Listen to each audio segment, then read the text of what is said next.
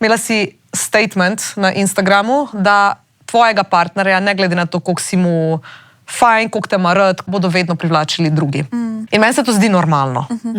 Se zavedaš tega, da ga bodo privlačili drugi in meni se celo zdi fajn, da so drugim bejbam, da je privlačen moj tip, ki pač pol pomeni, da pač ni neka navadna propalica, ki zgleda za nikam. Ja, no pač oprosti, grozno je. Ti daješ njemu vrednoto, ne drugi ljudje. Vesno. Dobro, kaj je, da je rekel s tem. Wow. Ampak to je res, ne moreš soditi po, če je zdaj drugim nobena ne bo pogledala za mojim tipom, še moment, da Ampak tako, realno. Realno. Jaz rečem, da imaš ful lepa majčko, se ti bo fajn zdela, je tako. Seveda. Eno. In če ti jaz rečem, da Jaki tvoj dober zgleda, se ti bo tudi fajn zdelo. To že ne vem, da bom skočila na njega in on tudi ne bo name, definitivno ne. Ampak hočem ti povedati, pač očitno je cool guy, no.